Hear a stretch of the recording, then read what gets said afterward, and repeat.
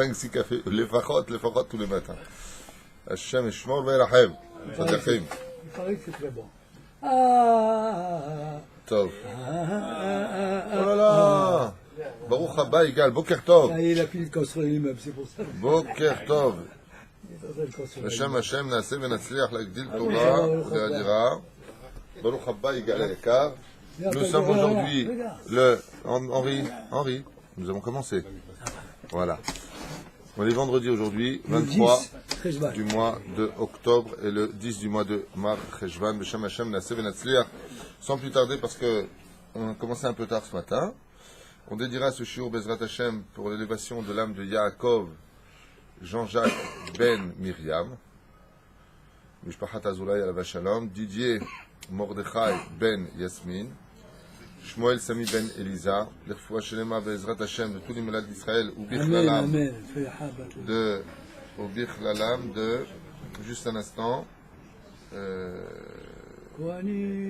Daniel Bat René, L'Irfoua Shelema Bezrat Hashem Ve'achlama Meira, que le scout de la Torah la protège et lui donne une très très grande L'Irfoua Shelema. Je passe un grand bonjour à Souria Jean-Marc, qui nous regarde de la Thaïlande, si je ne m'abuse, tout le temps.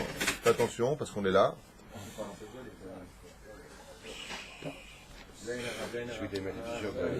De la tzlachat kulchem be'ezrat Hashem, qu'on ait une belle Géoula. Amen. Amen. Et comme l'a dit ce matin Rabbi Abraham Ayakar, dans son Var Torah, c'est pas parce qu'on a du bitachon, il a enseigné ça au nom de Rabbeinu, il a rappelé quelque chose d'important, quoi qu'on le fasse. Mais c'est pas parce qu'on a du bitachon, c'est pas parce qu'on est croyant en Hachem que on doit rester les bras croisés face à une situation où on se permet de nous tuer avec 123 blessés en une seule semaine et 10 morts. En une semaine. En Israël, Imar Vezechram Shem Reshamir Kav Vashem Ikam Damam. Aval de l'autre côté, même si on sait que tout ça c'est pour le bien d'Israël, on ne comprend pas, c'est douloureux, il ne faut pas rester comme ça, il faut quand même continuer à prier que la Géoula vienne dans la douceur et pas la dureté, parce que la prière peut changer les décrets, mais surtout la conduite. Nous sommes à la paracha de Lech Lecha. Exceptionnellement, avant de commencer de parler de la paracha de Lech Lecha, est-ce que vous avez des questions sur cette paracha? Parce que toute la semaine, encore ce matin, les Avrechim de la nuit qui étudient viennent me voir en posant des questions sur la paracha. Est-ce que vous avez des questions de vous-même sur la paracha de la semaine, ou alors pas du tout? Vous êtes venus les bras croisés, écoutez une fois de plus la paracha de la semaine. Réponse. Bras croisés pour écouter. On ne va pas aller loin. Il y a tellement de questions. Bah tiens. Alors, une seule suffira. Alors, Lech Lecha. ויאמר השם אל אברהם, לך לך מארצך וממולדתך ומבית אל הארץ אשר אראך. כותב הזוהר הקדוש, דבר מאוד מעניין, à propos de cette Torah qui nous a été donnée ici, c'est que rien que dans cette Nekuda-là, dans cette particularité de ce premier verset-là, plus exactement, on parle ici de la Neshama du Juif qui quitte le trône divin pour arriver sur terre et se concrétiser. El Haaretz Asher Areka, que je viendrai, Bezrat Hashem, te montrer et te définir. Donc, Vayomer Hashem El Avram. Pourquoi? Parce que dans le Zohar Kadosh, la Neshama du Juif porte aussi un kinouï, un surnom, et ce surnom s'appelle Avram. L'opachot de l'Oyoter. La reine dit, Lech Lecha, va pour toi. Je n'ai pas créé un monde simplement pour moi, comme l'enseigne la 11e Mishnah du 6e chapitre de Masechet Avot, où il y a marqué Kol ma shebara Kadosh Baruch Hu lo bera'o ki'im lirvodo. Et là, Omer Rashi Kadosh litobatecha la'anatecha, tu vas pour toi. C'est-à-dire que malgré tout, toutes les mitzvot que je t'ai donné à faire dans ce monde, je t'ai demandé de les faire pour toi, les anatecha. Ça veut dire que quand tu retourneras après ta vie dans le monde dans lequel tu as été créé, eh bien, tout ce que tu auras ramassé comme mitzvot ira automatiquement pour toi, les tobatecha. Alors il te dit comment? Lech lecha me'artzecha. C'est quoi le Eretz? Qu'est-ce qu'on appelle le Eretz? Le Gan Eden, car les Juifs, à la base, la Neshama, elle vient du Gan Eden. Umi moladetecha. Et d'où est-ce que tu viens exactement? D'où est-ce que tu es né? Mitachat yafé meod, dit le Zohar Kadosh. Mitachat kisei hakavod. Umi beit avicha. Tu es chelek elokam ma'al. Ton âme vient d'une partie divine qu'on appelle le chelek elokam ma'al. El haaretz, vers cette terre sur laquelle je me trouve. El haaretz, c'est un remez pour dire elle. Elle, c'est El Malé Rahamim, c'est un des noms divins. Vers cette terre où je me trouve moi aussi, mais c'est à toi de me les dévoiler, qui est la grande différence entre le monde des âmes et le monde de la terre dans lequel nous vivons dans le corps. C'est que le monde d'en haut, c'est Dieu qui te dévoile. Dans le monde d'en bas, c'est à toi de dévoiler Dieu. D'accord? Donc, El Haaret, Asher Areka, que je te montrerai, Bezrat Hashem, en ce qui te concerne, c'est à toi de découvrir et de mettre en pratique. Ça, c'est au niveau du Zohar. Les Chachamim nous donnent d'autres explications, dont une utilisée par le Ramban et d'autres commentateurs. C'est qu'on a ici affaire, comme le disait d'ailleurs à la Vachalom Manitou, que Dieu repose son âme, Léon Ashkenazi Manitou à la Vachalom. Il disait, n'oublions pas que Avraham a ivri, Avraham l'hébreu, il avait fait un cours, je me rappelle à l'époque au centre Yair, non, je ne me rappelle plus. Non, c'était pas au centre Rachi, il avait un centre à Jérusalem. Le centre Rachi, c'était à Paris. Je ne me rappelle plus, c'est pas important. En tout cas, il avait fait un cours qui s'appelait Avraham l'hébreu. D'accord? Et donc là-bas, il parlait du premier homme de l'histoire qui va créer le premier maillon de l'histoire, qui va créer le peuple juif. Cette idéologie d'Avraham Avinu à la Vachalom en tant qu'homme juif, premier de l'histoire, s'appelle Avraham à Ivri. Vous savez, on en a déjà parlé. Le mot juif, le mot Yehudi en hébreu, ne veut pas dire simplement juif. Aujourd'hui, il est l'identité d'une appartenance au peuple d'Israël. Avant, on n'appelait pas ça comme cela. Yehudi veut dire tout simplement descendant de la tribu de Yehuda. Un Danite, descendant de la tribu de Dan. Un Issachari, descendant de la tribu de Issachar. Un Zvuloni, de la tribu de Zevulun. Alors comment on appelle les Juifs tels que nous on les comprend aujourd'hui? Les Hébreux. Avraham à Ivri. C'est là. Et en tant qu'Hébreu, la première mitzvah que Dieu donnera à un Juif, la première mitzvah que Dieu donne à un Juif, bizarrement, la première mitzvah, c'est quoi? D'aller en Israël. Ça paracha, c'est pas moi. Première mitzvah de Akadosh Baruch Hu qui parle avec un Juif, c'est va en Israël. Pourquoi il a besoin d'aller en Israël après? Oh, fait méod. Oula, tu as devancé, tu as fait un grand pas en avant. Première explication qu'il nous donne ici Nissim, pour aller recevoir sa Neshama. Parce que Avram est le juif de Galout. Et il a besoin de devenir Avraham. Vous savez? Donc il y a une espèce d'échange de noms que vous trouverez tout simplement dans l'Amida tous les jours d'ailleurs. Vous savez, on dit tout le temps, tous les matins, tous les après-midi et tous les soirs, Hachem, Sefatai Tiftar, Ufi Agid, Teilatecha. Et ensuite on dit, Baruch Ata Hachem, Elokenu Veloke Avoteinu. Donc notre Dieu est le Dieu de nos pères. Eloke Avraham, Eloke Yitzhak, Veloke Yaakov. Normalement, si tu viens et que tu me dis Eloke Avraham, tu aurais dû donc aussi me dire à la fin Eloke Israël. Arrête, si nous avons le Avram de la Galoute, nous avons aussi le juif de la Galoute qui s'appelle Yaakov. Et pourquoi Dafka là-bas, il y a marqué que Yaakov, il reste Yaakov et non pas Israël, qui a marqué Ve'aïsecha, comme c'est marqué dans la suite, Ve'aïsecha le goy gadol v'alecha v'gedela shemecha. Qu'est-ce qu'il lui a promis Hachem? De faire grandir son nom. Donc, dans les bénédictions de Avraham, une des promesses les plus importantes, c'est que surtout Avraham devienne Avraham. Chose on a déjà vu plusieurs fois ensemble, mais je reviendrai dessus pour la suite, c'est très important. Avraham n'est pas Avraham. Il y a une énorme différence. Vous savez? Avraham, c'est un homme incirconcis.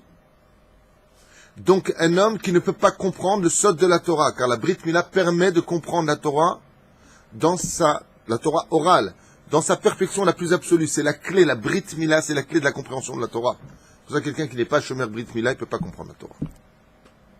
Ça me saoule, je ne comprends pas, ça pénètre pas. Lama, mais c'est vrai qu'il m'abrite. Mais si tu es Shomer Brit Mila, tes mochin, elles n'ont pas donné d'ordre impur, donc tu peux mieux comprendre la Torah. Avram n'a pas de Brit Mila. Donc, il a avec lui une espèce de Nahash, ce qu'on appelle le prépuce. Donc, Avram n'est pas Avraham. Et c'est pour cela qu'Al Pi Halacha, il est interdit de prononcer Avraham, Avram. C'est pas le même personnage. Avram est le mari de Sarai. C'est pas le mari de Sarah. Mais c'est aussi le mari de Agar. Et Avram est le père d'Ishmaël. Avraham est le père de Yitzhak. Ce que je dis, il n'y a pas besoin de preuves. Vous regardez dans le texte de la Torah, avec votre, prenez ce doigt qui ne sert pas à aller dans le nez, vous le mettez l'élève alpha avdalim sur la Torah, vous suivez ce que je vous dis. Marqué noir sur blanc. C'est pas la même chose. Avram, c'est le représentant d'une idéologie monothéiste. Avraham devient le premier juif. Donc tout ça, c'est important à retenir. Et qu'est-ce qu'il lui dit Hachem? Ve'esecha ve'agadela shemecha. Alors tout à l'heure on dit Eloké Avraham, pour ne pas perdre le fil conducteur, Eloké Yitzhak ve'Eloké Yaakov. Combien nous avons exactement de lettres quand on dit Eloé Avraham, Eloé Yitzhak, ve'Eloé Yaakov? Combien on a exactement de lettres? Bidjouk. On a exactement 26 lettres. Ce qui fait qu'en prononçant le mérite des Avot, de nos pères, s'il y avait marqué Veloké Israël, qu'est-ce qu'on aurait dû compter comme lettres? 27 lettres. Donc on s'est sorti de la dimension du Shem Havaya Baruchu. Le nom divin, le nom Yud Kevavke, aurait été dépassé. En d'autres termes, il y aurait eu un manque de concordance entre la volonté divine et le Maaseh Avot, l'action de nos pères. Donc il fallait qu'il y en ait un qui ne garde que ces 4 lettres. Et où est-ce qu'est la bracha? Où c'était Eloké Avram, Lech Lecha, où Dieu s'adresse à Avram, et donc on aurait gardé de l'autre côté Israël, ou alors on rajoute la lettre He à Avraham, et Avram devient plus 4 lettres, mais 5 lettres, et de l'autre côté on est obligé de garder un nom de 4 lettres pour Israël. Donc qu'est-ce qu'on dit? Eloké Avraham, Eloké Yitzhak, Veloké Yaakov. Donc le vav conversif. Il faut comprendre que Yaakov, on peut encore l'appeler Yaakov parce que la Géoula n'est pas Shlema. D'accord? Avalati d'avo be'ezrat Hashem. Et étant donné qu'il y aura le Gilou Shechina, on n'aura plus besoin des Gématriotes. On passera à Eloké Israël. Quoi? Les trois, ils sont nés aussi en Israël. Israël, il n'est pas né en Israël, il est né au dehors d'Israël. J'ai pas compris ce que tu viens de dire. Les trois, ils sont nés en Israël. Abraham aussi, il est né en Israël. Parce qu'à partir de là, il a donné son nom en Israël. Alors Avraham est né en Israël, voilà. Yitzhak est né en Israël. Yaakov aussi, mais le nom Israël, il n'est pas né en Israël, mais au dehors, parce que sa Sardout était au dehors d'Israël. Tout à fait. Et alors, qu'est-ce que ça veut nous apprendre? C'est-à-dire que les trois, ils sont d'Israël Atzma. C'est-à-dire qu'on n'a pas besoin de nous donner Israël parce qu'ils sont nés en Israël. Oh, il y a Fémérod. Ça, c'est pas mal. Je m'attendais à une gourde, mais non, pas du tout. C'est très important, il y a Fémérod. Très très belle explication de Nissim Abekassis. On donne ton nom. Teudat Zéhout, compte bancaire. Ah, tu t'arrêtes, hein? Compte bancaire? Pourquoi le compte bancaire? Le mec, quand tu dis Teudat Zéhout, il est prêt à te donner le compte bancaire, et il dit pourquoi le compte bancaire? Il n'y a rien. Chaz v'shalom, on ne dit jamais il n'y a rien, il y a au moins un découvert. Il y a quelque chose. Sache qu'à la banque, il y en a 2 pour qui le directeur se lève. Celui qui a beaucoup d'argent et celui qui en doit beaucoup. Dans les 2 cas, il se lève. Je veux vous parler. Tov, Bisata d'Ishmaïa. Il vient de dire quelque chose d'intéressant. Il dit que les 3 noms de Eloké, Eloké, Eloké sont des noms qui ont une particularité, ce qui vient d'Eretz Israël. Effectivement, Avraham a été donné quand il était en Eretz Israël. Yitzhak, il est né en Israël, c'est son seul nom. C'est pas tout à fait juste, mais c'est pas grave, on va s'en tenir là, puisque le deuxième nom de Yitzhak, vous savez c'est lequel? Il a un deuxième nom. Alpisod, le deuxième nom de Yitzhak, mais il n'est pas dévoilé, c'est Israël. En réalité, le nom de Israël, Yitzhak l'avait déjà pris sur le Korban Ola, mais ça c'est un sujet Alpisod, qui n'a pas besoin de dévoiler maintenant. C'est pour ça qu'on passera, qu'on viendra Mashiach, et Bnei Yitzhak. On sera toujours Bnei Israël. Parce que le nom secret de Yitzhak, qui n'est pas dévoilé, c'est Dafka Israël. Aval, Nazov et c'est un midrash important, certes, mais on laisse de côté. Et donc il dit Yaakov, quand il est né dans la maison de Rivka, elle l'a appelé Yaakov. Et ces 3 noms-là, donc Avraham, Yitzhak et Yaakov, ont été donnés en Eretz Israël, tandis que Avram est un nom de la Galoute, et Israël aussi a été donné en Galoute, puisque le combat a eu lieu en dehors de la terre d'Israël, alors qu'il revenait de la maison de Lavan, et combattant le génie de Esav, il a eu, tu es sûr de ça, qu'il a eu ce nom dehors? Il a fait passage, il est venu, il a dit. Je me rappelle pas, attends, je suis en train de dire des choses, je suis en train de t'écouter, mais est-ce que le combat a eu lieu? Péniel, parce qu'il a né. Non, Péniel, c'est Raïti Panecha Kiraot Pene Péniel. Mais il a fait Mevre Erden parce qu'il a dit je me suis battu. Et alors il s'est battu? Mevre Erden, il ne s'est pas battu en Eretz Israël. Je revérifierai, en tout cas, c'est un beau chidouche si t'as raison. Si t'as pas raison, Merkluk. Ça peut aller. Je suis pas tout à fait sûr que ce nom a été donné en dehors d'Israël, bizarrement. Reprends ton compte bancaire. Tiens, pour donner lui un livre, je voudrais bien qu'il vérifie parce que c'est très intéressant. Là, je te fais confiance et bah, sauf, je commence à regretter. Rendez-lui le compte. La troisième chose qu'on retiendra de ce verset-là, Lech Lecha, va pour toi. Alors, l'homme est né avec une situation d'homme. Le veau, lui, quand il est né veau, et quand il meurt veau. Pérouche Adavar, il n'évolue pas. Il est passé de veau à vache ou à bœuf, peu importe comment vous l'appellerez, mais il n'y a pas d'évolution en lui. L'homme, lui, par contre, peut constamment évoluer. Il peut passer de l'état d'homme à l'état de prophète, à l'état de Baba Saleh, de Rabbi Haïtem Lomet, alors qu'on va mourir. Lech Lecha. Akadosh Baruch Hu demande dans cette paracha à chaque juif d'aller au plus profond de ce qu'il est lui-même. Lech Lecha. Vous avez tous un potentiel inexploité. Les scientifiques disent que le cerveau humain, même chez les gens les plus intelligents, n'est exploité qu'à 3% de son potentiel. Et encore. Lech Lecha, Pérouche Adavar, va pour le maximum du potentiel que j'ai mis en toi. À l'image que les sages nous ont donnée, qui n'est pas une image dans l'absolu, c'est que quand la personne décède et qu'on l'amène devant le tribunal céleste, on fera rentrer une personne devant lui. Et les sages nous disent que cette personne qui rentrera devant lui sera tellement émanante de lumière que la personne décédée aura honte d'observer ce personnage si élogieux et exceptionnel, tellement il aura honte de sa présence. Et viendra Kadosh Baruch Hu lui dire, pourquoi tu as honte de toi-même? Il lui dit quoi? Lui c'est moi? Il lui dit, Hachem, à ce moment-là, lui c'est toi si tu avais fait ce que je t'avais demandé. C'est-à-dire que très souvent, ça me rappelle un peu avec l'histoire de Rav Ovadia Yosef Zecher Tzadik de Kadosh Ibracha, qui travaillait dans l'épicerie de son papa quand il était jeune.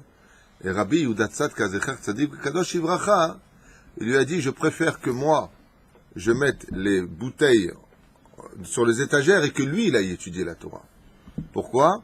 Parce que si le Rav Ovadia Yosef avait perdu son temps à mettre des bouteilles sur les rayons d'une épicerie, il n'aurait jamais été le maître qui a sauvé le peuple d'Israël de tellement de conflits d'alachot, qu'aujourd'hui, Baruch Hashem, tellement de gens peuvent respirer et suivre un cave, c'est-à-dire une ligne de conduite beaucoup plus évidente dans notre génération grâce à son travail à lui. La reine, il faut aller lecha. Mazé lecha, quand est né le Rav Ovadia Yosef, il est pas né, il n'y a pas une grande lumière dans la chambre, et on a vu des anges, je veux dire, il est né le divin enfant, mais il a été au maximum de son potentiel, et les gens qui l'ont entouré ont fait tout ce qu'il fallait pour qu'il aille au maximum de ce potentiel. Mais si, Chazvé Shalom, l'environnement dans lequel tu te trouves ne fera pas de toi le potentiel que Dieu a donné dans ta propre personnalité, combien on a connu de gens, moi personnellement, j'en ai connu un qui était vraiment voyou, il travaillait à l'époque pour la mafia en France, il a fait des choses. Une fois, on m'a raconté qu'on l'a retrouvé avec une seringue à la gare de l'Est, clochard, avec une seringue dans les veines.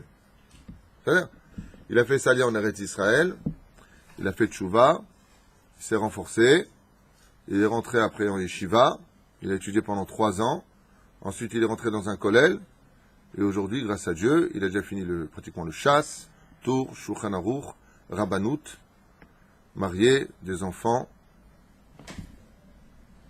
Et chaque fois que les gens le regardent, ils disent, mais c'est pas possible. Les tatouages, il les a enlevés avec une fourchette. Quand tu vois ce personnage aujourd'hui, il fait des shiurim. Hein? Il y a aussi le Rav Meir Eliyahu. Oh, excellent exemple. Excellent exemple. Le Rav Meir Eliyahu, on en avait parlé. Un Chiloni Gamour, qui a eu pour mère le cancer. Elle était condamnée par la médecine. Il est rentré dans une synagogue avec des larmes qui ne cessaient de couler de ses yeux. Il a promis à Hachem que si Dieu sauvait sa mère d'une condamnation sans retour, il ferait une totale teshuva. Ça s'est passé en 2 fois. Sa mère a guéri. D'abord, il a dit je mettrai les filines. Sa mère est guérie. Aujourd'hui, il est un des ravanim les plus respectés, les plus connus au monde. C'est je ne sais pas si, pour ceux qui étudient la Torah, sachez qu'à Moussaïaf, il y a juste 500 personnes qui sont assis en train d'écouter, dont sur les 500 personnes, 400 personnes qui sont rabbanim. Hein. Et il les balade tous. Il remplace le Rav Yitzhak Yosef, il remplace le Rav Moutsafi, il remplace les plus grands de cette génération, là, ça fait juste 10 ans qu'il a fait Tchouva. Lui, il a accompli, entre guillemets, l'Ech Lecha. Imaginez maintenant Fitoussi en face de nous, là qui a un petit jean sympathique, basket, petit polo avec le peu de muscles qui dépassent. Ouais, Armania, hey. Ouais, et demain on a Baba Fitoussi. Amen. Yamma. Amen. On vient voir Baba Fitoussi ou Baba Maurice là-bas. Ouais, avec sa djalabi, avec ses babouches, et il nous fait comme ça. Hein? Ouh, tzaddik. Zeperouch Adavar. Personne de nous allons vers le potentiel. La première mitzvah du juif, explique les Chachamim, c'est que Hachem vient mettre le juif en garde. Vous avez un potentiel qui s'appelle Lecha. Va vers ce Lecha-là. Va vers le maximum de ton potentiel. Car en réalité, toi, tu aurais été digne d'être le Mashiach. C'est pas toi, parce que je t'ai pas choisi, commence pas à devenir ouf. Mais tu as un potentiel d'être tellement grand en Torah que tu n'as pas le droit de rater cela. Et c'est pour ça que la première mitzvah, c'est Lech Lecha. Va au maximum de ce que je t'ai donné comme potentiel. Ayam Aseh Berav, je crois, Abaou, je me rappelle plus de son nom dans la Gemara, je vais pas donner de faux nom, qui étudiait 24 heures sur 24. Et après plusieurs années d'études, sa fille, elle lui a dit, Abba, tu veux pas un peu te reposer? Il lui a répondu, je me reposerai quand je dormirai dans la tombe. Pour l'instant, j'étudie la Torah. Et un soir, enfin, plutôt une matinée, je sais pas comment on l'appelait, la nuit, à 4 heures ou 5 heures du matin, ce rave-là s'est effondré sur son étude. Et les yeux rouges qui versaient des larmes de fatigue tellement importantes, il sentait comme si ça tirait de très très très fort en arrière. Il a fermé sa Gemara et il est monté dans sa chambre. Arrivé au milieu des escaliers, il est redescendu parti étudier. Alors sa fille lui a dit, mais pourquoi tu retournes étudier? T'allais monter dormir. Et il lui a répondu à sa fille, si j'ai la force de fermer ma Gemara et de monter un étage, c'est que j'ai encore la force d'étudier une feuille. Ça s'appelle Lecha. Perouche Adavar, Lech Lecha. Toute la chassidoute est basée sur ce mot Lecha. Je vous fais un condensé du mot chassidoute. Qu'est-ce que c'est la chassidoute? Qu'est-ce qu'on appelle dans la chassidoute un Eved Hashem? Ce n'est pas quelqu'un qui peut étudier 2 heures facilement et qui étudie 2 heures. Dans la chassidoute, on te dit, tu vas, Lech, étudier la Torah? Super. Combien tu peux étudier? 4 heures. Après 4 heures, non, c'est bien dur. Je commence à fatiguer, ça me saoule, c'est dur. Pas évident. D'accord. Donc tu vas étudier 4 heures et 1 minute. Tu vas commencer à devenir un Eved Hashem. Sur le fait que tu étudies 4 heures, c'est Lech. Sur la minute qui va être très dure pour toi, c'est Lecha. Dans les entraînements, m'a dit Yoram que les Russes et certaines, les Vietnamiens, dans le sport de combat, ils s'entraînent et ils s'entraînent et ils s'entraînent et ils s'entraînent et ils s'entraînent. C'est juste comme ça une idée très importante à retenir pour nous dans l'étude de la Torah. Et quand ils ont les muscles titanisés qui ne peuvent plus, ils vont s'asseoir. À ce moment-là, il faut monter sur le ring quelqu'un, il lui dit maintenant tu te bats. Il dit, non, mais je ne peux plus, là. Il dit, ben, c'est comme ça que tu gagneras tes combats. C'est quand tu ne pourras plus que tu pourras vaincre l'autre. Sinon, tu baisseras les bras, tu te feras avoir. Donc, il les entraîne jusqu'à ce que la personne dise, là, je ne peux plus. Alors maintenant, on va te battre. Ça s'appelle Lecha. Lech, Lecha. Avram, fils de Terach, qui est ministre chez Nimrod, qui est un petit garçon très sympathique, dont la Torah ne nous parle pas, shiur qu'on a fait l'an dernier sur le Rabbi Lubavitch, à voir et à revoir pourquoi on ne nous parle pas de la jeunesse d'Abraham Avinu, qui est tellement importante, je vais revenir dessus. Eh bien, tout ça pour nous dire que l'essentiel dans la Torah, c'est la fin de ta vie. Va jusqu'à la fin de ton potentiel, que chacun de nous pouvons exploiter. On n'est pas venu au monde pour être que des hommes d'affaires. On a un potentiel en nous. Au Be'ezrat Hashem. D'ailleurs, tu le vois quand des fois ils font des pubs. Tu as une personne qui est extrêmement obèse. Elle fait 140 kilos. Et là, d'un coup, tu la vois, elle fait 60 kilos. Il y a un potentiel, une volonté. Et cette personne est méconnaissable. Mais c'est pas possible, c'est pas lui. C'est pas lui. C'est exactement ce que demande Hachem. Je ne veux plus qu'on te connaisse en tant qu'Avram.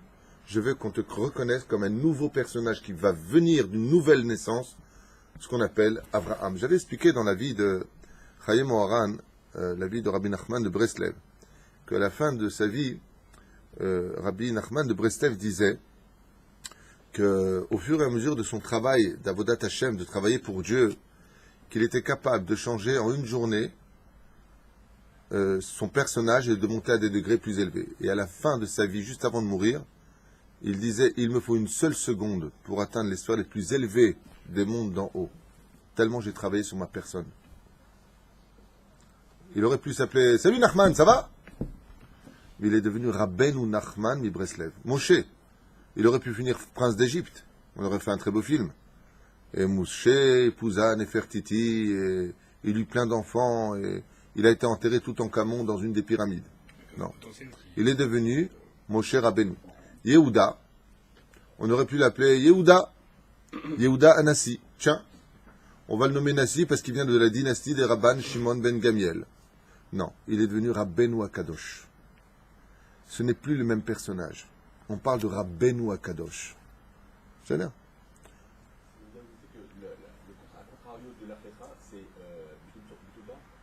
Absolument. Donc on a ce côté qui vient expliquer que la première mitzvah d'Hachem, c'est d'aller en Eretz Israël. Et pourquoi aller en Eretz Israël? Alors tout à l'heure, tu as répondu pour prendre son âme, je ne sais pas qui. Mais il y a une autre raison à cela. C'est que Akadosh Baruch Hu demande à Abraham d'aller en Eretz Israël. Pourquoi faire? Tout simplement le rencontrer. La Shrina ne bouge pas d'Eretz Israël. Dieu est en Eretz Israël. Vous le savez, on en a déjà parlé. Donc il demande à Abraham d'aller en Eretz Israël. C'est pour ça que quand vous êtes en Galoute, pour ceux qui n'ont pas vu les autres cours, quand vous faites la Mida, vous vous tournez tous vers Jérusalem. Pour quelle raison? Parce que quand tu parles avec quelqu'un, tu te mets dans la direction dans laquelle tu lui parles. Donc même si Dieu remplit le ciel et la terre de son kavod, il ne reste que le kavod d'Hachem. Hachem emalet kol haaretz kevodo velopa ishiuto.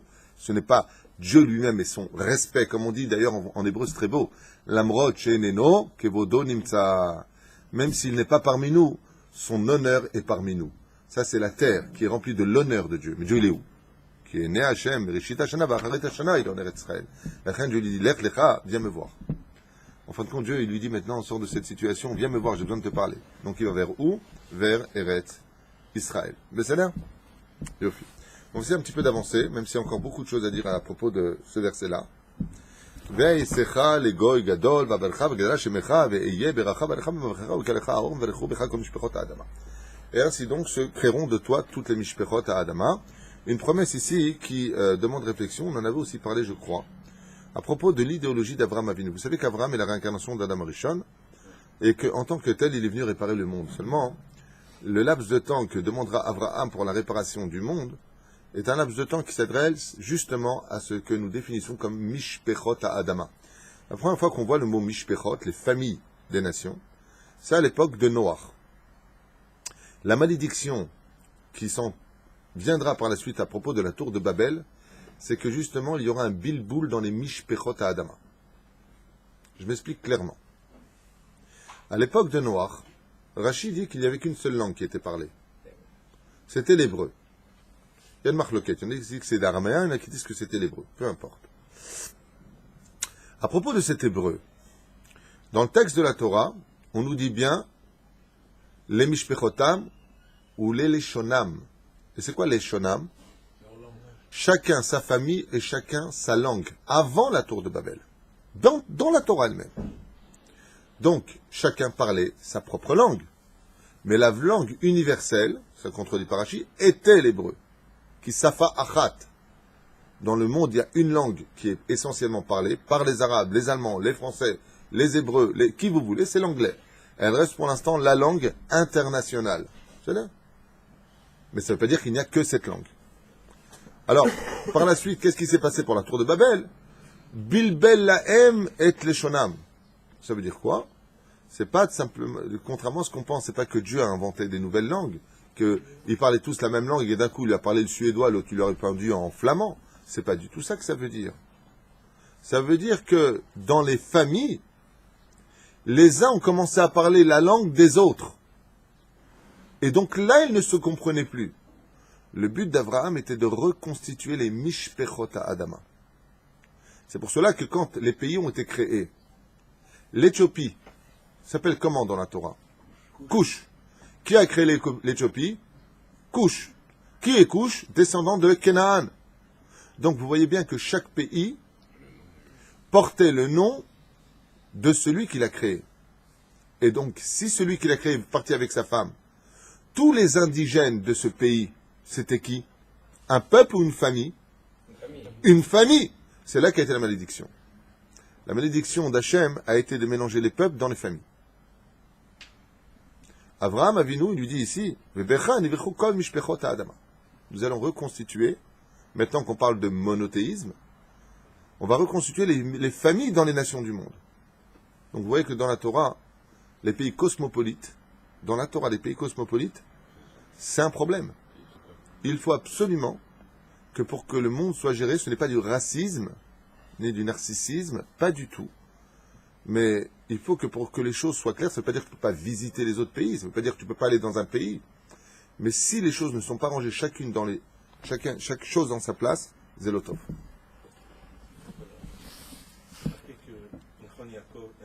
Abraham Avinu, il avait une femme, c'était Agar. Agar, elle vient de Ham.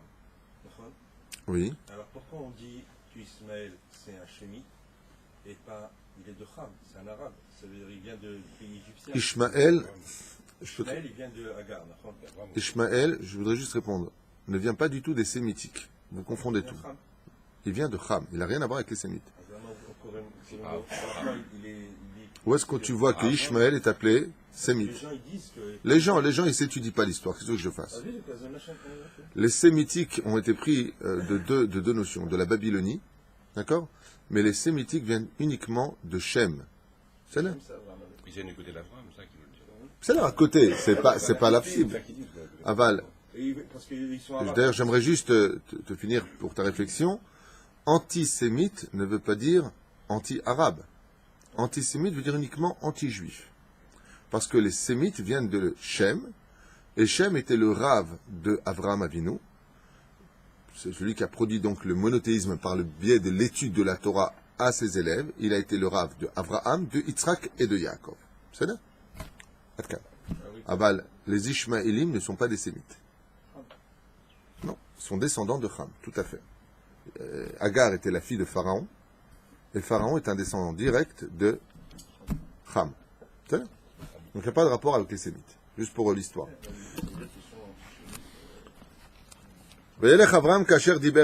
Alors ici, le Or HaChaim HaKadosh, vous avez sorti ce Ridouche la dernière fois, je reviendrai dessus. C'est qu'on a vu que la première épreuve d'Avraham Avinu était de sortir de chez lui, de la maison paternelle. D'ailleurs, on apprend aussi un autre moussard de cela. C'est que quand on veut vraiment étudier la Torah, comme les grands d'Israël, quand tu viens étudier la Torah près de ta maison, alors très souvent tu penses à retourner à la maison. Tu vas beaucoup annuler d'études de Torah. C'est pour ça qu'en général en Israël, il y a un minhag que je trouve pas spécialement bien, mais que je subis moi-même, puisque mon fils est à Bnei Brak et que moi je vis à Ashdod, donc il est loin de la maison. Mais c'est une façon sage, d'une certaine façon je dis, d'envoyer nos enfants étudier la Torah pour une simple et bonne raison, c'est que comme il est loin de la maison, il n'a pas où aller. Donc le Yetzer Hara a moins de force de l'attraper. Quoique moi je sois pour la façon de dire qu'il faut que l'enfant étudie et qu'il rentre à la maison parce qu'il faut aussi une vie de famille. De l'autre côté, la Torah vient nous dire Mibet Avicha, va-t'en loin de la maison de ton père. Pourquoi? Parce que si tu veux étudier la Torah, il faut que tu ailles dans un environnement où la tentation n'est pas présente. Donc, imaginez que votre enfant étudie dans une yeshiva, où s'il sort, qu'est-ce qu'il y a? Que des yeshivot. C'est le cas de mon fils. Tu sors de chez yeshiva, en face t'as une yeshiva, à droite t'as une yeshiva, à gauche t'as une yeshiva, au-dessus t'as une yeshiva, en dessous t'as une yeshiva. Il n'y a que des yeshivot. Et quand tu veux te promener stam à Bnei Brak, comme le Shabbat, t'entends de la Torah partout. Donc, qu'est-ce que tu peux faire à Bnei Brak au maximum? Étudier la Torah. Je ne dis pas qu'il n'y a pas de problème. On ne sait pas me dire, oui, mais dans telle rue, il y a une fille qui sortait comme ça ou autre chose. Alors, la généralité, c'est que quand tu sors d'un environnement de Torah, tu vis la Torah. C'est comme le mec qui s'installe dans un yeshuv ou en haut d'une montagne. Ouais. À quoi il va penser toute sa vie? Au sionisme. Voilà, je suis sur une terre, sur un caillou là-haut, avec 10 familles qui viennent s'installer dans des caravanes. S'il se met pas dans la tête que c'est un sioniste, le mec, il va pas tenir longtemps. Ça va? Nous sommes les pionniers, nous sommes venus construire le pays. Be'eloné moré. Ça va? Mais on est en trachouv la date. Rabbi Akiva est parti étudier la Torah loin de sa maison pour éviter les tentations. Tout à fait. Donc on voit aussi un Moussar Eskel dans cette paracha. Je voudrais avancer. Alors moi j'avais dit la dernière fois au nom du Rachem Akadosh, c'était le Rav Fraga qui l'avait enseigné à mettre la mito, que la première épreuve d'Abraham, Bémet, elle demandait réflexion. C'est-à-dire, je vais dire à Baba Fitoussi ou à Baba Baruch, il est ici présent. C'est-à-dire, je vais lui dire, tu sais quoi, tu vas aller, où est-ce que tu vas aller? Tu vas aller dans la ville de Petar Tikva, te dit Dieu, hein, pas moi, hein. Dieu, il s'adresse à toi, et Aline, il s'adresse à toi. Et il te dit, va Petar Tikva, là-bas, dès que tu arrives, tu gagnes à l'auto, tu seras connu, respecté, aimé, honoré, et tu n'auras aucun problème, et je suis avec toi. Il te dit Dieu, hein, maintenant, à toi. C'est une épreuve? Tout le monde s'accorde de dire, il n'y a aucune épreuve en cela. C'est bien. Alors, où est l'épreuve? On l'avait dit il y a 2 jours. Ce qu'il a fait parce que pour l'ordre de Dieu.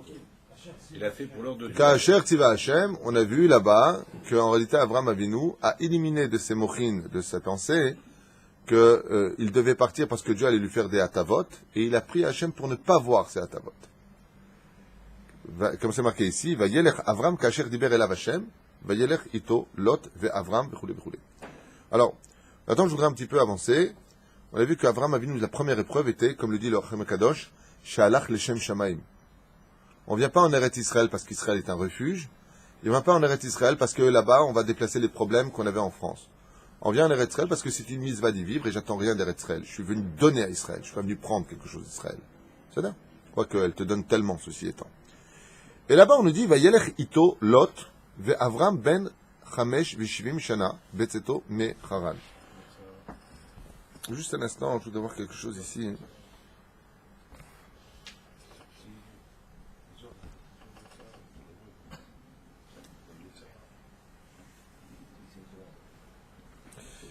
Alors, juste un instant.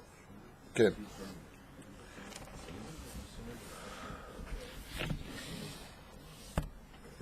Pourquoi est-ce qu'on a besoin de nous dire qu'il a 75 ans d'après vous dans le texte? Mazem Echanek, qu'il est 80 ans, 60 ans, 75 ans.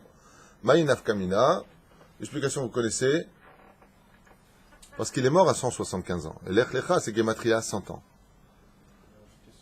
De là, exactement, Akadosh Baruch Hu donne un siècle de vie à Abraham Avinu alav Shalom pour mettre en œuvre la sphira de Chesed et d'instaurer le monothéisme dans le monde. Vayelech ito Lot. Le Midrash nous dit, ainsi que la Gemara, si je me rappelle bien dans Sanhedrin, nous dit que Akadosh Baruch Hu ne va plus parler à Abraham. D'ailleurs, vous verrez dans le texte, Hachem ne parle pas à Abraham, jusqu'à un moment précis. Dès qu'il s'est débarrassé de Lot, alors Hachem lui parle. Alors, il y a quand même quelque chose de dur. Lot, c'est un personnage qui est le fils de Haran, si je me rappelle bien, c'est le frère de Sarah, Imenu. C'est le neveu et le beau-frère, donc, de Avram Avinu. Vayelech ito Lot. Avram Avinu fait faire tchouva à tout le monde. Avant de faire tchouva à des étrangers, d'abord tu fais faire tchouva à ta propre personne. Alors là, j'ai une question sur le domaine psychologique à vous poser. Quel a été le vrai problème de Lot pour que, comme tu viens de le dire très sagement, le Zohar, et pas que le Zohar, la Gemara rappelle que Lot, c'est le Yetzer Hara. Lot est rempli de Yetzer Hara. Et pourtant, Lot est un homme de Chesed. Lot est un homme qui accueillera les anges, qui prendra des risques au péril de sa vie. Mais il a une sale mentalité. Il est prêt à donner ses filles en pâture à des hommes qui sont devenus des monstres dans la ville de Sodome et Gomorrhe, faites-en ce que vos yeux vous diront de faire. Comment tu peux donner tes filles? Comment tu peux être un père digne de ce nom et être prêt dans la paracha de Vaïra pour plaire à des anges à donner tes filles? On voit donc chez lui une immoralité qui dépasse l'entendement humain. Et tant que Avram est avec Lot, Dieu est fâché avec Avram. Pourquoi? Parce que l'influence négative pour Akadosh Baruch Hu est quelque chose de grave. Lech lecha, Dieu lui a dit. Va-t'en de la maison de ton père. Pourquoi? L'influence qui en ressort est négative. Si tu veux grandir en Torah, toujours éloigne-toi des mauvaises influences. Vayelech ito Lot. C'est pas lui qui a dit à Lot de venir. Mais il aurait dû dire à Lot, éloigne-toi de moi. Alors moi, la question que je vous pose, c'est comment se fait-il que Lot ait raté une porte quand même importante, puisque vous savez, comme dit Rabbi Nachman de Breslev, quand tu es rachak, tu as du mal à évoluer à cause de ton Yetzer Hara, fréquente un tzaddik, un vrai tzaddik. Là, on est face à Avraham Avinu. Comment se fait-il que Avraham Avinu n'a pas pu influencer sur la personnalité de Lot? C'est une énorme question. Parce que, si tu peux parler un peu plus fort. Il se semblait dommer, il ressemblait à son beau-frère, mais pas dans la forme et pas dans le fond. Parce que lui, il travaillait uniquement que son cœur et pas sa tête, parce que Abraham travaillait que son cœur. Dans le sens que, Ça dit deux choses. Alors c'est vrai que Lot et Avraham se ressemblaient, d'ailleurs le texte va nous le dire. Étant donné que nous nous ressemblons, je ne veux pas qu'ils croient que les bêtises que tu fais, c'est moi, parce qu'on se ressemble. D'accord? Il n'y a pas de problème avec ça, très bien. Mais comment ils peuvent se ressembler? Il y a une autre question qui se pose. Pourquoi ils se ressembleraient? On sait que, juste un instant, on sait que les enfants d'un père ressembleront très souvent, dit la Gemara, aux frères de sa femme. C'est-à-dire, très souvent, vous voyez, les enfants vont regarder l'oncle du côté de la femme, il y a une ressemblance. Là, en quoi ils peuvent se ressembler, même si c'est son neveu? C'est pas la femme, lui. Donc, en quoi ils se ressemblent? C'est en réalité dans cette Nekuda que se trouve le hic de la personnalité de Lot. Il avait tout pour ressembler à... Qu'est-ce qu'il a dit à Kadosh Baruch Hu? Il lui a dit, Lech lecha, va pour toi, va dans ta personnalité. Lot aurait pu être un personnage aussi grand qu'Abraham, peut-être encore plus grand qu'Abraham. Seulement Lot, il a voulu devenir qui? Abraham. Et à cause de ce hic-là dans l'histoire, automatiquement le Yetzer Hara peut s'installer chez toi. Vous regarderez par exemple des tzadikim. Quand vous avez dans les yeshivot, vous avez souvent des images de... Ce que je dis, c'est pas méchant, mais le Rav, par exemple, il a l'habitude de faire ça. Il étudie, il va se caresser sa barbe. Les élèves, ils arrivent, ils vont étudier près de lui. Ils vont étudier, et là, il faut l'arrêter là, il faut lui dire, hey, pourquoi tu fais ça, toi? Parce que je veux être mon Rav. C'est là que le Yetzer Hara s'installe. Ne cherche pas, juste un instant avec ta permission, ne cherche pas à être l'autre. Avraham Avinu alav shalom, c'est Avraham. Lot va yelech ito. Qu'est-ce que veut dire ito? Im. Im veut dire il est parti en lui. Il est parti pour être Avraham. Et quand on est parti pour être Avraham, si tu veux être l'autre, alors c'est que toi tu t'es oublié, puisque tu n'es plus toi. Donc comme toi tu n'es plus toi, c'est le Yetzer Hara qui rentre chez toi. Et c'est la fameuse et très grave erreur que commettent beaucoup de Chosrim Bitshuva. Ils étudient des biographies, c'est très important pour la Emouna. Il y a des Breslev qui vont devenir Breslev, ils se prennent pour Rabbi Nachman. Mais t'es pas Rabbi Nachman. T'es pas le Rabbi de Lubavitch. Parce que peut-être dit Rabbi Nachman lui-même dans son Chami Oharan, que t'es plus haut que moi. Sois toi. Et l'autre commet la fête, mamash, la fameuse et si tragique erreur de jouer à un rôle. Il n'a jamais été lui-même. Il a joué au religieux. Je vais jouer, quand il a vu les anges, disent les Chachamim, venir chez lui, il a dit, ah ouais, Abraham, il faisait comme ça, je vais faire comme ça. Mais ça, c'est valable pour une première année de tchouva. Mais après, sois toi-même. Il va falloir que tu te crées ta personnalité. À un tel degré que Rabbi Nachman de Breslev écrit quelque chose de choquant. Et il dit dans son Chayim Oharan, je ne suis pas devenu Rabbi Nachman de Breslev parce que mon aïeul était le Baal Shem Tov. Même si j'avais été le fils de Rechaim, j'aurais été ce que je suis parce que j'ai travaillé ma personnalité à moi. T'es pas l'autre. Et malheureusement, dans les couples, ça touche. Il y a du lot qui s'installe dans les couples. Le mec, il va étudier la Torah chez un Rav. Et à force d'étudier la Torah chez lui, il se prend pour lui. Seulement le Rav, lui, sa femme, elle lui correspond. Mais la femme de celui qui l'imite n'a rien à voir. Et qu'est-ce qui se passe à la maison? Bah, en tout cas, mon rave, qu'est-ce que lui répond sa femme? Ouais. Le jour où tu seras comme son rave, moi je serai comme sa femme. Cette Nekuda que je vous cite, c'est Mazet puissance, c'est Béhémet un problème de poids, parce que Lot, c'est le neveu Azma qu'il aille avec lui. Pourquoi on a besoin de dire c'est lié de Serara? Pour t'enseigner que quand tu n'es plus toi-même, c'est nerf, automatiquement c'est que tu es sorti de toi. Tu joues un rôle. Oui, si je joue Qu'est-ce un que tu fais? Si je joue un rôle, oui, d'accord. Moi, mais quand j'apprends de lui. je vois quelqu'un, d'ailleurs vous le voyez très souvent, les gens qui font tchouva la première année, deuxième année, ils sont déjà habillés en noir et blanc, comme des jeux de dames. Ils sont passés du jeans Nike au Stan Smith en noir et blanc. Tu viens après 2 ans, tu les retrouves en jeans et en... Pourquoi tu ne tiens pas? Parce que tu joues un rôle. Lot joue un rôle, il joue au tzaddik. Et quand tu joues un rôle, et que tu n'es plus toi-même, tu n'as plus rien à faire en tant que toi-même, donc toi-même est mort. Donc voilà ce que va Lot, va Yered Lot, il est descendu. Non seulement tu ne montes pas dans la Gdusha, mais tu descends. C'est pour cela que toute la rétrospection, ça se dit? La rétrospection de la Hitbo des doutes, c'est de savoir qui tu es toi. On te dira pas, est-ce que tu as été Rabbi Shimon Bar Yochai, le jour de ta mort, est-ce que tu as été Moshe Rabbeinu? Est-ce que tu as été Baba Shidi? Est-ce que tu as été toi-même? Parce que quand on veut les vivre équilibrés dans ce monde, on vit d'abord en harmonie entre son âme et son corps. Est-ce que tu as été toi-même? Peut-être que toi, tu aurais été un grand rave et artiste peintre. Peut-être que tu étais aussi pour être un très grand couturier. Est-ce que tu as exploité? Bien entendu, c'est pas fait pour tout le monde. C'est pas fait pour tout le monde. Mais est-ce que tu as été celui que Dieu attendait de toi? Et pour le savoir, il va falloir que, al-pi halacha, sans quitter la halacha dans les moindres détails, tu puisses exploiter ton potentiel.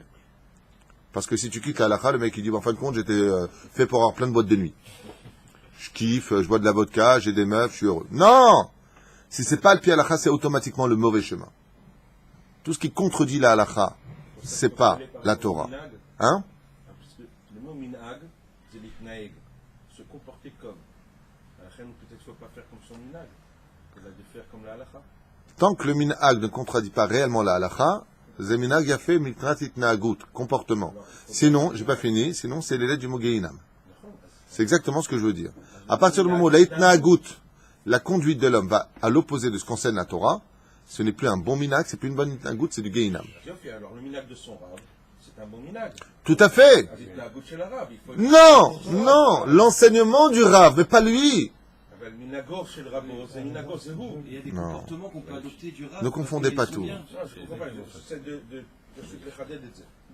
Moi, j'ai pas compris. Je dis le minag, c'est itnagut, c'est itnagut comme au rabbi, parce qu'il est un bon minag. Regarde, je vais te raconter une histoire qui va te faire rire. Il y a très très longtemps de ça, en 1987, on avait un Rav. Chaque fois qu'il étudiait la Torah, qu'il pensait, il faisait ça.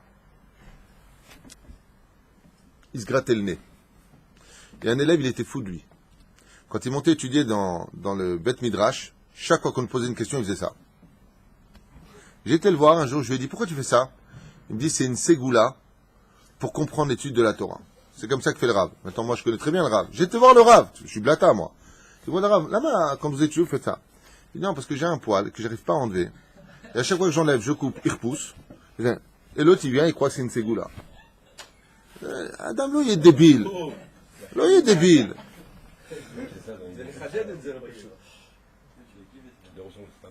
Top, l'homme est chané. Je ne veux pas perdre de temps avec ça, juste pour, à propos de Lot, comprendre que Lot, il a un problème de personnalité.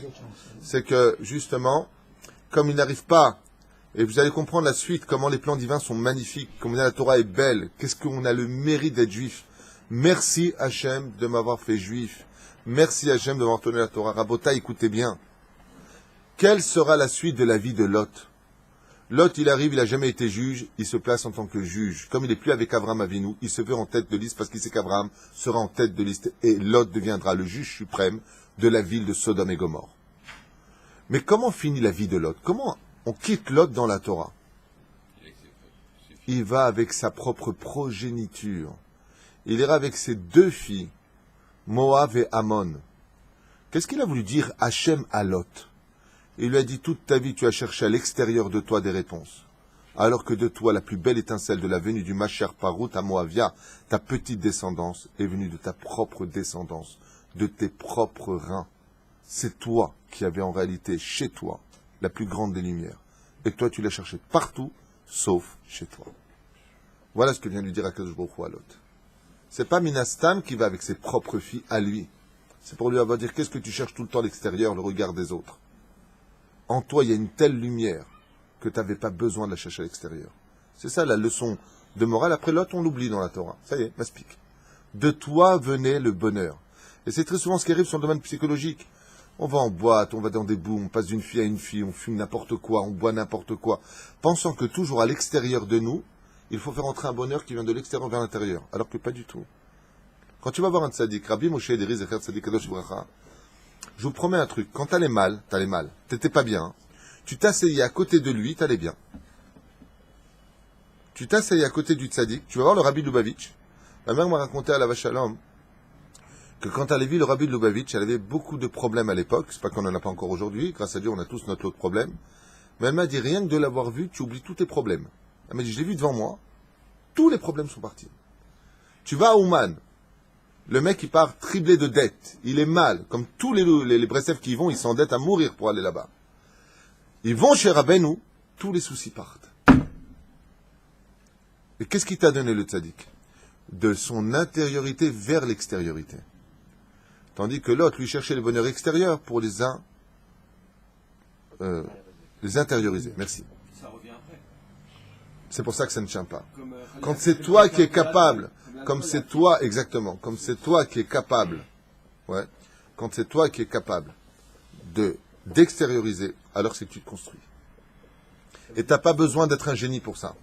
Même si tu es la personne la plus simple du monde, si tu es capable d'essayer d'analyser ta propre personnalité, de vivre en harmonie, tu peux passer de l'homme le plus triste du monde, I'm happy, droppy, à l'homme le plus exemplaire du monde. Tu n'as pas besoin d'être un savant. Tu n'as pas besoin. À Netivot, j'ai connu beaucoup de vieux Marocains, pas du tout Talmidei Chacham, ils avaient une grande barbe, le béret. Bon, ils étudiaient beaucoup de Teilim, je vous dis la vérité, et que du Zohar. Ils posaient des questions de Gemara, ils n'étaient pas... Mais j'ai vu une chose en eux qui était incroyable. Ces vieux Marocains de Netivot, à chaque fois je leur disais, mais pourquoi vous êtes tout le temps le sourire? Pourquoi vous êtes tout le temps heureux? Et ils me disent, mais quoi, je me suis marié jeune, j'ai eu des enfants, je me Baruch Hashem, j'ai pu arriver en 48 ici en Israël, on vivait dans des tôles, c'était un rêve pour nous de vivre en Israël, j'ai pu donner à cette terre, aujourd'hui j'ai construit ça, j'ai travaillé pour telle et telle chose, j'ai fait telle... Quand tu parles les anciens, combien ils ont donné? Alors ils sont heureux. Je suis venu donner. Le problème, c'est que l'on vit dans une génération de qu'est-ce que tu me donnes, qu'est-ce que j'y gagne, qu'est-ce que je... Ça revient tout le temps vers toi. L'autre recherche que l'extériorité. Il a un problème avec Abraham, c'est que il n'a pas d'héritier et il est stérile. Donc, on peut déjà faire paître nos moutons et nos troupeaux sur le territoire d'autrui, puisque de toute façon, je suis l'héritier et Dieu t'a donné cette terre. Abraham Avinu lui dit non, il y a encore Ve'azakaniani Aïta Baaretz. Il y a encore les peuples qui sont là. Je me considère encore comme un étranger, même si Dieu m'a donné cette terre. La reine Bisiata d'Ishmaïa. Vous voyez toute la différence dans le comportement de Abraham et de Lot. Abraham est venu donner. Lot est venu prendre.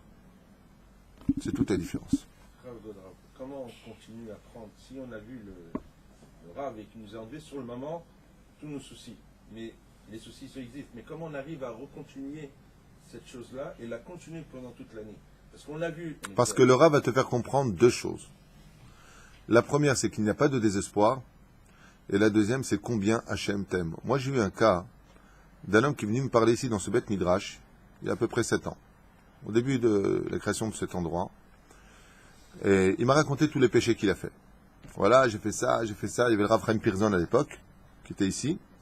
Il voulait un tikkun. Et cet homme s'est mis à pleurer. Il m'a dit, de toute façon, je crois plus en moi, je suis raté. Et je lui ai dit, tu te trompes. Tu ne peux pas savoir combien Hachem t'aime et combien il t'attend. Il m'a dit, tout ça, c'est des paroles. Vous pouvez le prouver? Je lui ai dit oui. Et il m'a dit, alors je vous écoute. Il s'est réinstallé sur sa chaise. Je lui ai dit, si vous attendez plus, vous ne serez plus de ce monde. Et tant que vous êtes vivant, c'est qu'il vous attend vous. Et le vous, c'est votre personnalité. C'est toute la différence. Grâce à Dieu, il est parti étudier après Arwa Chaim, Chazar B'Tshuva, Kol Beseder. Et aujourd'hui, il est lui-même. C'est là. Le tzaddik, il a la force de réveiller ton âme à toi. Si vous saviez qui vous étiez réellement au niveau de ce que Dieu attend de vous, vous ne perdrez pas une seule seconde. Et ce que je dis, ce n'est pas pour vous. Hein. Je le dis aussi pour moi. Ce que je dis, c'est les paroles que je dois me dire à moi-même. Parce que je suis loin de faire ce que Dieu attend de moi. Je n'ai pas encore exploité un 0,01% de ce que je peux faire. Je le sais. J'en suis conscient, hein, attention. Je suis une bombe à l'intérieur, personne ne le sait. C'est une blague, hein. ויקח אברהם את שרה אשתו ואת לוט בן אחיו ואת רכושם ורכשו את הנפש אסור זכרם ויצאו ללכת ארצה כנען וכו' וכו'. השם ויאמר הזרעך את הארץ הזאת et je vous libère, c'est dommage, j'aurais voulu vous parler d'un autre sujet à propos d'Abraham Kaved Me'od. Tov. Je finirai juste avec une chose quand même, juste avec une chose. Voilà, juste avec une chose. Je voulais vous parler de Abraham Kaved Me'od. Il était extrêmement lourd de richesse, mais juste avant, je voudrais vous parler d'une chose. C'est de ce verset-là qui dit, comme ça, Tomri Achotiat, j'ai peur comme tu es extrêmement belle, Sarah et Menou. Donc j'ai fait aussi un cours sur comment Abraham a découvert réellement parlant la beauté de sa femme alors qu'il était marié avec depuis des décennies. C'est pourquoi est-ce qu'il n'a pas fait comme, je crois, Maseret Ta'anit, où là-bas on nous parle d'un rave qui, je perds un peu la mémoire en ce moment, apparemment, je ne remarque même pas plus des noms et des feuilles, l'homme échané.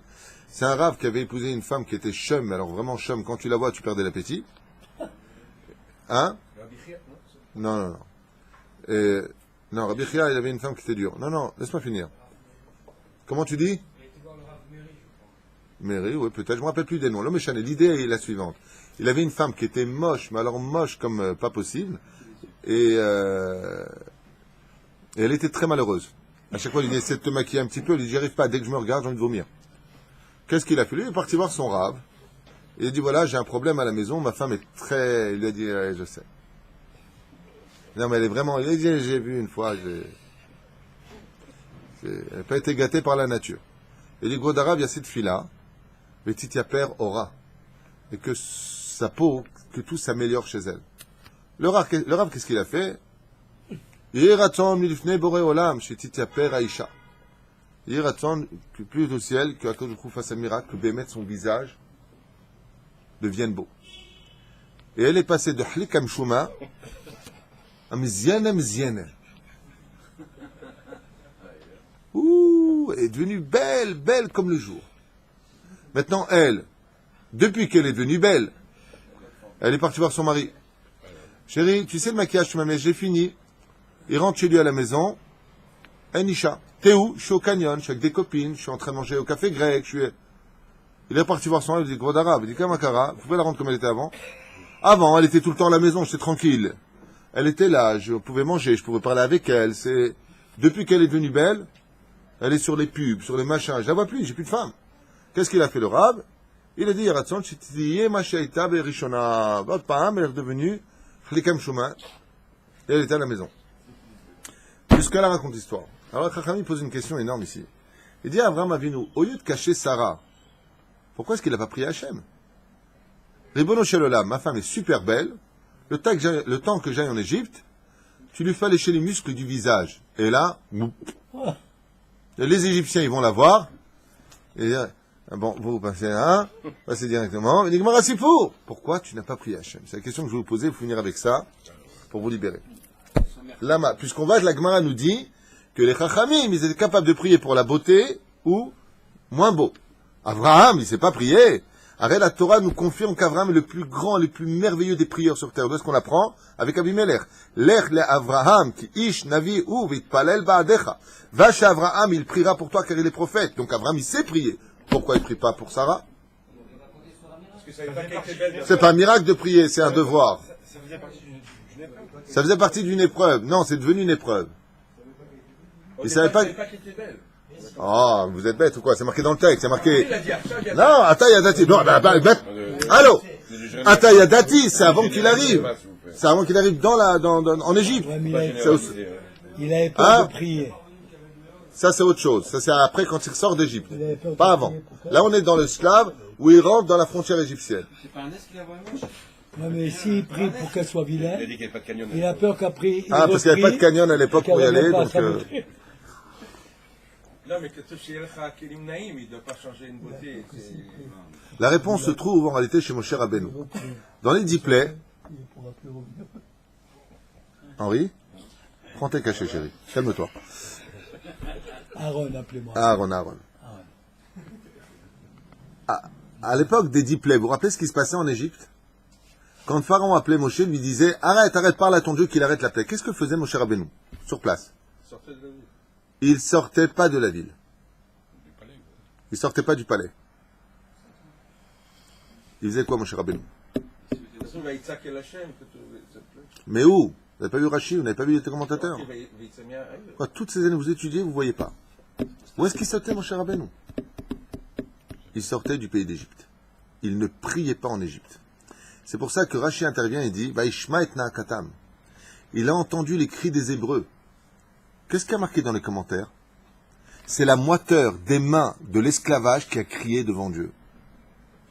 Étant donné qu'il y avait beaucoup d'Avodazara et de Zima, de Zera Levatala en Égypte, il y avait tellement d'inceste, il y avait tellement de znout, de prostitution, que la Toum'a enfermait les prières dans son contexte. Les prières ne montaient pas en Égypte. C'était un endroit rempli de démons et de znout. C'est pour ça qu'à chaque fois, Moshe Rabbeinu, il était obligé de sortir d'Égypte pour ne pas prier. Donc Abraham Avinu, on comprend pourquoi il ne prie pas pour Sarah. C'est la question des sages. Je dis, mais pourquoi il n'a pas prié pour que Sarah soit ma belle? Le temps de... Et quand il ressort, tu lui rends sa beauté par la prière. Et là, Amrou, il guia les Gvoul Mitzrayim. Et là-bas, qu'est-ce qu'il dit dès qu'il arrive sur la frontière égyptienne? Ata yadati. Maintenant, j'ai su, donc je ne peux que te cacher. Pourquoi tu ne pries pas Hachem? On ne prie pas dans un endroit impur. C'est comme quelqu'un qui rentre dans une église ou dans une bête avodazara bouddhiste, peu importe là où il y a des statues. Ouais. Est-ce qu'il a le droit de prier Hachem al pi halakha? Assour. Il dit là-bas, il n'y a que des... Qu'est-ce que tu dis? C'est l'endroit le plus bas du monde. Je t'ai appelé et Dieu, tu m'as répondu. Parce que tu as oublié un mot dans ta phrase.